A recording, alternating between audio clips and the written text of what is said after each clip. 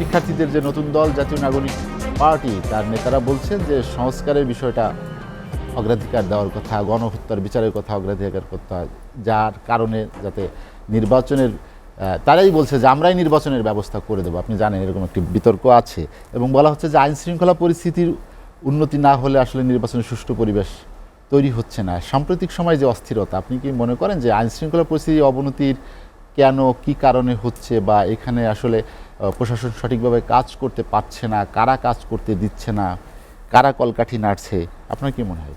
না, এখানে তো যদি আপনার নাহিদ ইসলামের বক্তব্য যদি আপনি একটু আমরা বিশ্লেষণ করি তাহলে আপনি উনি বলছে তাহলে আমরা নির্বাচন করে দেব।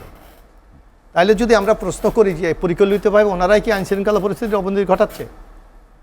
কারণ তাদের একটা সময় দরকার, একটা নতুন দল তৈরি করেছে, এখনও কিন্তু তারা নিবন্ধন পায়নি।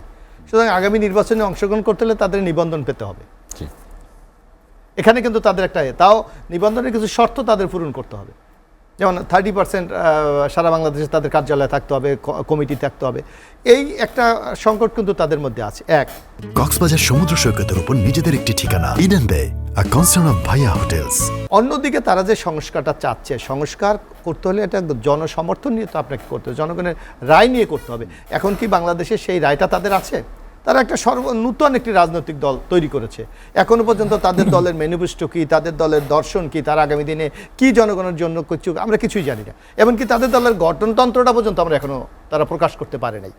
সুতরাং তাদের সময় দরকার, এটা আমরা বুঝি, কিন্তু তাদের সময়ের জন্য তো জাতি বসে থাকবে না।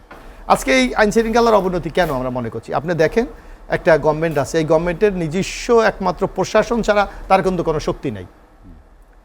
আমরা একটা জেনারেল একটা কথা বলছি যে জনসমর্থিত এটা সরকার, কিন্তু জনগণ তো একটা বিমূর্ত বাস্তবতা না, তার তো অ্যাক্টিভিটিস থাকতে হবে। কিন্তু তারা কি সে অ্যাক্টিভিটিস পালন করার মতো কোনো ক্ষমতা তাদের আছে?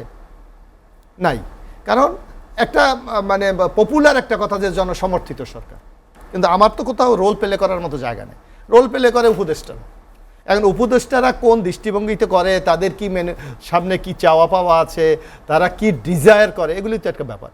যেমন আমরা দেখেছিলাম, আমরা মনে করি ডক্টর ইউনূস একটা নিউট্রাল গভর্নমেন্ট এবং আমরা সেইটাই প্রত্যাশা করি। অথচ উনি নিজেই বলেছে যে ছাত্রদের একটা নতুন রাজনৈতিক দল খুব অচিরেই আসছে। আমরা দেখেছি তার একটা প্রতিফলন এখন এই নাগরিক পার্টি। সুতরাং এই যে তাদের ভূমিকাটাও কিন্তু স্পষ্ট না যে আচ্ছা। আর সংস্কারের কথা আপনি বলেন, সংস্কারের 7 মাস চলে গেল, আমরা উদ্যোগ নাই কেন? বাংলাদেশে একটি অবাধ সুস্থ নিরপেক্ষ নির্বাচন করতে হলে মিনিমাম 2টা জিনিস দরকার অনলি, তাতে আপনি নির্বাচন। একটা হলো সরকারের একটা শুভ ইচ্ছা যে আমি একটা অবাধ সুস্থ নিরপেক্ষ নির্বাচন করতে চাই, যেটা আমরা বারবার বলি যে বিচারপতি শাহাবুদ্দিন 1991 সালে দেখিয়েছে যে আমি একটা সুস্থ নির্বাচন করতে চাই। কোনো কিছু নয়, বাংলাদেশের প্রশাসন ছিল না, কিচ্ছু ছিল না, একটি বাংলাদেশের ইতিহাসে সবচেয়ে একটি অবাধ সুস্থ নিরপেক্ষ নির্বাচন হয়েছে। এখন আপনি অবাধ সুস্থ নিরপেক্ষ নির্বাচন করতে চান, আমরা তো আলামত তো দেখি না। কারণ আপনি মূল স্টক হোল্ডার হলেন নির্বাচন কমিশন, আপনি এখনও তার সংস্কার করেন নাই, এখনও তার কি আইন করলে আপনার একটা জবাবদিহিতার মধ্যে আনা যায় সেইটা আপনি করেন নাই। আজকে আমাদের বিচার বিভাগ নিয়ে আমরা কথা বলি, আপনি বলছেন ফ্যাসিস্টদের শাস্তি। তো ফ্যাসিস্টদের শাস্তি নিশ্চিত করতে হলে তো বিচার বিভাগ সংস্কার করতে হবে। মোশাররফ ভাই, আপনি নির্বাচন কমিশনের কথা বলছিলেন। নির্বাচন কমিশন সংস্কারের বিষয়টা এখনও চূড়ান্ত না হওয়ার আগেই আমরা দেখলাম যে একটি গণবিজ্ঞপ্তি জারি করা হয়েছে রাজনৈতিক দলগুলোর নিবন্ধনের জন্য, নতুন নিবন্ধন পাওয়ার জন্য। তা সংস্কার না করেই নিবন্ধনের এই আহ্বান কেন, কি কারণ? এখন আপনার এখানে কিন্তু একটা 2 ধরনের অ্যাক্টিভিটি চলতেছে। এক ধরনের চলতেছে আপনাকে একটা নির্বাচনও করতে হচ্ছে, যেটা সরকার বলছে রাজনৈতিক দলগুলির এটি প্রেশার, সেই দিকেও নির্বাচন কমিশন, কারণ আপনার জন আকাঙ্ক্ষাকে ধারণ করতে হলে আপনার নির্বাচনে যেতে হচ্ছে, সেই দিকেও তাদের অ্যাক্টিভিটিস করতে হচ্ছে। অন্যদিকে আবার কিছু ইন্টারনাল চাপও আছে, অমুক দলকে নিবন্ধন দিতে হবে, অনেক দলকে নির্বাচনে আনতে হবে, এই ধরনের একটা। সুতরাং সেই কাজও তাদের করতে হয়। আমার মনে হয় তারা উভয় সংকটে আছে, এই দুটাকে মিনিমাইজ করে। কিন্তু মূল বিষয়টা তো অন্য জায়গায়। মূল বিষয়টা যে আপনি নির্বাচন কমিশন, বিশেষ করে এই শেখ হাসিনার এই ফ্যাসিস্ট আমলে 3টা নির্বাচন, এই নির্বাচন যদি আপনার সুস্থ দায়িত্ব না পালন করেন তাহলে আপনার এর বিরুদ্ধে কি ব্যবস্থা না হবে, আপনাকে তো এটা নিশ্চিত করতে হবে। আপনার রাতের ভোট হয়েছে, আমরা বলি সবাই, রাতের ভোট তো আর ফেরেস্তা এসে করে দেয়নি, জিন পরি এসে করে দেয়নি, এই দেশের মানুষই করেছে। এবং কারা কারা ওই সময় দায়িত্ব পালন করেছিল অফিসিয়াল যদি আপনি ডকুমেন্ট খোঁজেন, ওইটা সর্বোচ্চ আধা ঘন্টা পাওয়ার ব্যাপার। অলরেডি কিছু ডিসির বিরুদ্ধে ব্যবস্থা নিয়েছেন, তাহলে এসপিদের বিরুদ্ধে ব্যবস্থা নেন না কেন, ইওনোদের নেন না কেন, যারা ওসি ছিল তাদের বিরুদ্ধে নেন না কেন? এরাই তো রাত্রে ভোট করে দিয়েছে। এদের শাস্তি যদি আপনি নিশ্চিত করতে পারেন এবং জনগণের কাছে বা প্রশাসনের কাছে এই মেসেজটা যায়, আমি যদি কোনো অন্যায় করি তাহলে আমার ক্ষমা নাই, তাহলে দেখবেন কোনো কিছু দরকার নেই, অটোমেটিক একটা অবাধ সুস্থ নিরপেক্ষ নির্বাচন হবে। আজকে এই পদ্ধতিগুলো তো তারা গ্রহণ করছে না। এক, তারপর এখনও যেটা নির্বাচন কমিশন বর্তমানে নিয়োগ আছে, এটা হলো কিন্তু শেখ হাসিনার সার্চ কমিটির। তা আপনি একদিকে বলছেন এটা ফ্যাসিস্ট গভর্নমেন্টের আইন, তাহলে আপনি এটা বাতিল করেন না কেন? এটা নতুন আইন করেন না কেন যে কি কি ক্রাইটেরিয়া থাকলে একজন নির্বাচন কমিশন হওয়া যায়? এই যে এখানে আমাদের ভাই আছে, উকিল হইতে হলে যে তার পরীক্ষা দিতে হয়, তার এতদিন যোগ্যতা অর্জন করতে হয়, এতগুলি মামলা পরিচালনা করতে হয়, আছে না এগুলি? অবশ্যই আছে না? তাহলে আপনি নির্বাচন কমিশনে বলেন যে আমি এমন লোককে নিয়োগ দেবো যে তার যারা যদি চাকরিজীবী হয় তাদের প্রিভিয়াসে এই রেকর্ড থাকতে হবে, তারা যদি চাকরির বাইরে হয় তাদের সমাজে কি কন্ট্রিবিউশন আছে, কি কমিটমেন্ট আছে সেগুলি থাকতে হবে, তাদের এই যোগ্যতা থাকতে হবে। আপনি এগুলো নিরূপণ করেন। এখন আপনি সার্চ কমিটির মাধ্যমে গোপনে কি করেন এই সার্চ কেউ জানেন আজ পর্যন্ত।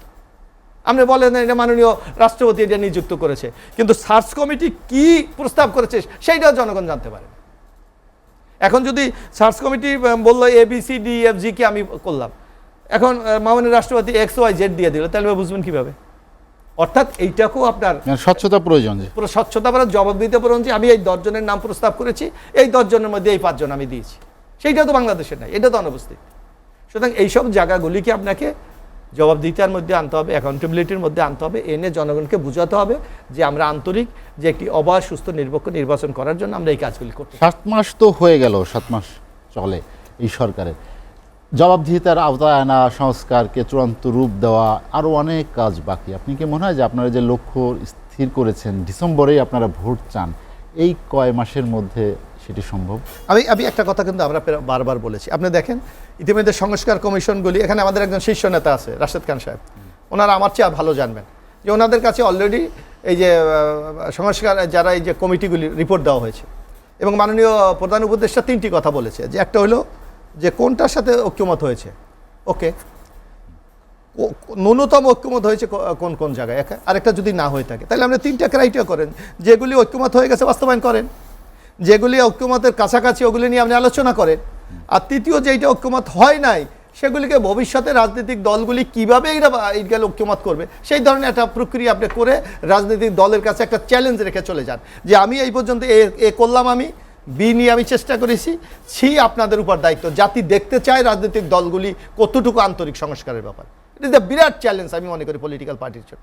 কিন্তু ইউনিট সরকার কেন এই চ্যালেঞ্জ তাদের সামনে ছুড়ে দিচ্ছে না?